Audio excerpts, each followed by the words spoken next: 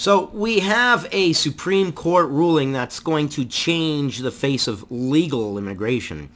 And I can kind of see both sides of the argument here, so I'm going to give both sides of the argument, and I'm going to try to do it equally, give both sides rigor.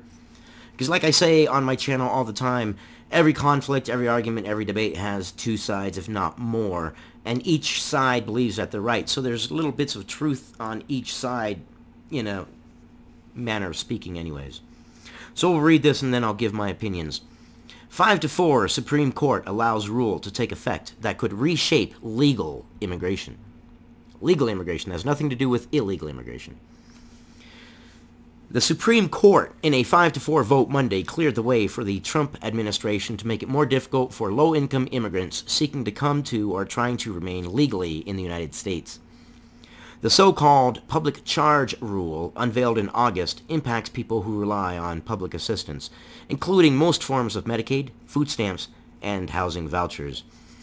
So if you're already here and you're on public assistance, this is going to affect you drastically. If you're trying to come here, then this is going to affect you drastically. I'm going to read this next paragraph and then I'm going to give an opinion. I just want to make sure I get this kind of weird quote out of the way here. It made national headlines last summer when then Acting Director of U.S. Citizenship and Immigration Services, Ken Cuccinelli, in his defense of the rule, revised the iconic poem on the Statue of Liberty's pedestal, saying, "Give me your tired and your poor, who can stand on their own 2 feet, and who will not become a public charge." Okay, so two sides to the argument. Our ancestors, those who immigrated here, were poor. A lot of immigrants come here poor, and they do great, wonderful, awesome, fantastic, beautiful things. Yes. Yes. Not all of one people are good. Not all of one people are bad. It's human. It's human nature. Some immigrants are going to be good. Some immigrants are going to be bad. Some are going to be in the middle. It's going to be a wide spectrum, right? Okay. Do they deserve a chance? Absolutely. Yes, of course. Now, the other side to the argument. Should we be paying for the world? No, I don't believe we should. Should we let everybody in, even if they are going to come in and commit crime? No, we don't. Realism, people. Realism. We live in the United States, and we live on planet Earth, and we live with other human beings, and as far as I know, this is not a computer simulation, so as far as I know, this is the real world. And real world is not all of any group of people anywhere, any place, any time are good. Not all Christians are good. Not all Muslims are good. Not all Christians are bad. Not all Muslims are bad. Not all immigrants are good. Not all immigrants are bad. I believe I'm making my point correctly. So that would be the other side to the argument, saying, hey, we can't afford welfare for the world, and if you're not going to contribute to our society, why, if you weren't a legally born United States citizen, should we all of a sudden take care of you? So that would be the other side of the argument. Advocates and several states immediately opposed the rule, arguing that the changes would penalize immigrants who rely on temporary assistance from government and impose costs on the state.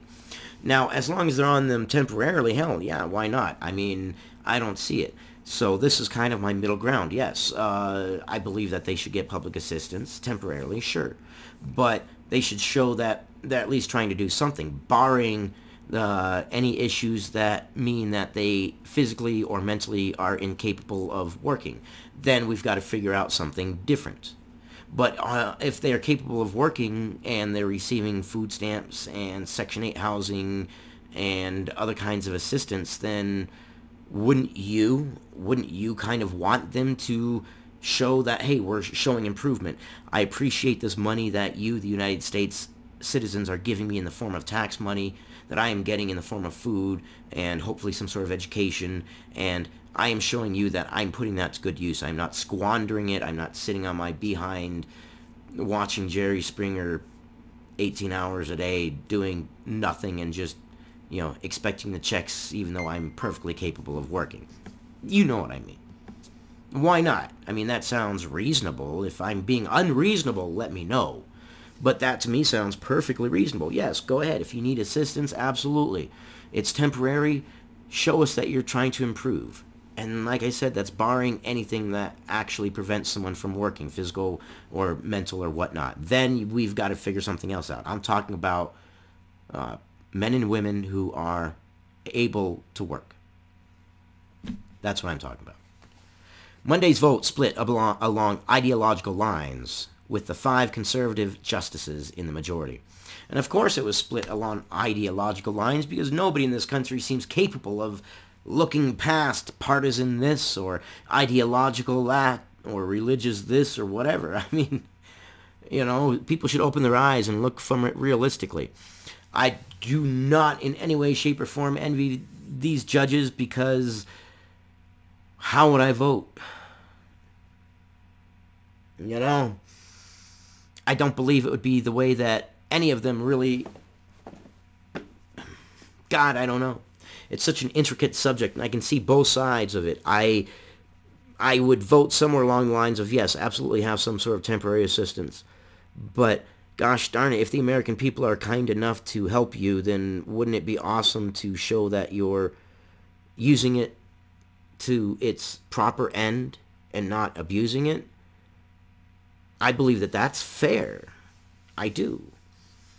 The order was also issued while Chief Justice John Roberts was presiding over the impeachment trial of President Donald Trump in the U.S. Senate across the street from the Supreme Court. Of course. You know, because Bernie's got to be there. He can't do what he's got to do. Everybody's got to be there. Nobody can do what they are supposed to be doing. Yay, politics. The Trump administration's immigration policies have repeatedly met with legal challenges, resulting in some cases in lower courts blocking the policies from taking effect across country, as happened with the public charge rule. Monday's order means the rule can go forward in effect in every state pending appeal, except for Illinois, which is covered by a separate injunction. The rule will affect people who are trying to obtain lawful permanent status, otherwise known as a green card. To that end, the rule has the potential to reshape legal immigration by limiting access to green cards for lower-income immigrants. Yeah, and it will. It will. God, you're damned if you do and you're damned if you don't in this situation. There is no real good, perfect solution. Again, I know, I say it all the time, because it's true all the time. There is no perfect solution. No matter which way you slice it, either A, we expand our welfare system. Well, that puts a strain on the United States economy, a strain on the taxpayer. It's not going to make a lot of people happy. It won't make you happy to have taxes go up and things like that. And then if you don't, well, then, I mean, are you doing the correct moral thing? So, I don't know. Criticism of nationwide injunctions. Yeah, well... Of course, we're happy to see the Supreme Court step in the way they did here. Cuccinelli, who now serves as acting Homeland Security Deputy Secretary, said Monday.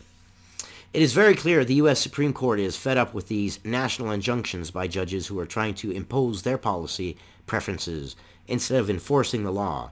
And we see this again with the Supreme Court stepping in the way they have here. And we very much appreciate it. And you do see it a lot. You see a lot of lower courts stepping in and saying that, no, we're not going to enforce a higher court's decision or this or that or this or that or enforce this. We're not going to enforce that. Sanctuary city this, sanctuary city that. And it's weird that you have so many instances of state and local jurisdictions fighting against whatever the next larger jurisdiction is. Wow, times are changing. And it's either that or perhaps with the advent of the internet now we're just hearing about it more. That's a possibility as well.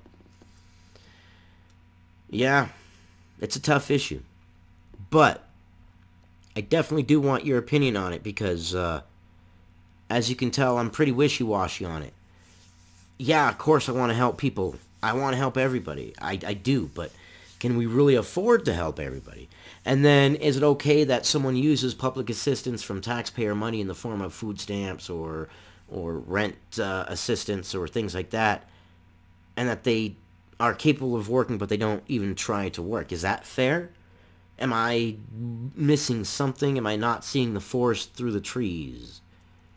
I know I fumbled through it. I thank you for your patience. It's been a long few days, a lot going on, so I appreciate your patience with all that, and I will see you guys on the next one. I love you guys. Stay informed. Listen to dissenting opinions, and if you have a dissenting opinion, by all means, slap it down below. We will treat you with kindness and respect here on my channel, because that's what we do. We listen to other people's opinions, and we say, hey, you know what? We hear what you say. Here's our opinion if we believe differently, but we're not going to cut you down for it. And anybody that does resort to personal attacks and cuts you down for it doesn't represent this channel, so leave your comments. Alright, I'll see you guys on the next one.